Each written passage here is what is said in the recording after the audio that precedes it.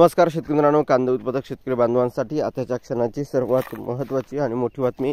कांदा व संदर्भातील कांद्याच्या भावात वाढ होणार, तर कधी होणार, किती होणार, कशामुळे होणार, काय महत्त्वाचे कारण, सविस्तर थोडक्यात संपूर्ण लाईव्ह अपडेट बातमी आपण एवढीच्या माध्यमातून जाणून घेण्याचा प्रयत्न करणार आहोत. तरी महाराष्ट्रातील तमाम कांदा उत्पादक शेतकरी बांधवांना एकच विनंती, व्हिडिओ शेवटपर्यंत बघा. अतिशय महत्त्वाचा हा व्हिडिओ आहे.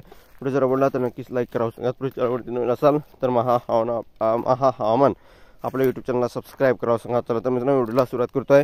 स्क्रीन होऊ शकता. कांद्याचे दर कोसळल्याने शेतकरी अडचणीत, सरकारचं मात्र दुर्लक्ष, त्वरित अनुदान द्या, रोहित पवारांची मागणी. कांद्याचे दर कोसळल्याने शेतकरी अडचणीत सापडला आहे, मात्र याकडे केंद्र आणि राज्य सरकारचं लक्ष नाही.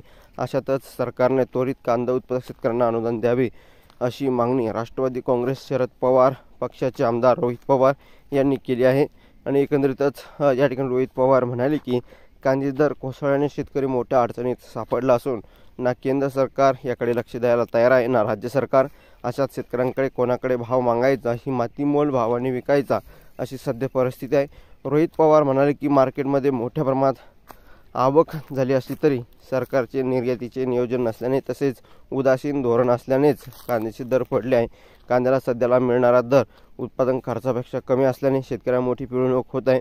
ते म्हणाले तरी सरकारने त्वरित कांदा अनुदान शेतकऱ्यांना अनुदान द्यावे. तसेच कांदा चाळ अनुदान, ठिबक अनुदान मिळत नसल्याने अनेक शेतकऱ्यांची तक्रारी आहे. त्यामुळे अनुदानात वाढ करावी आणि कांदा चाळ योजना प्रभावीपणे राबवावी असं त्या ठिकाणी म्हणण्यात आलेलं आहे. धन्यवाद. जास्तीत जास्त कांदा उत्पादक शेतकरी बांधवांपर्यंत हा व्हिडिओ नक्कीच शेअर करा. व्हॉट्सअप, फेसबुक, सोशल मीडियाच्या माध्यमातून नक्कीच ही अपडेट घडामोड त्यांच्यापर्यंत पोहोचावी अशी आशा आहे.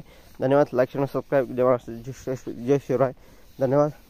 व्हिडिओ जास्तीत जास्त शेअर करावी विनंती. धन्यवाद. व्हिडिओ आपण इथेच थांबतोय. जय महाराष्ट्र. जय सबस्क्राईब नक्कीच करा. धन्यवाद.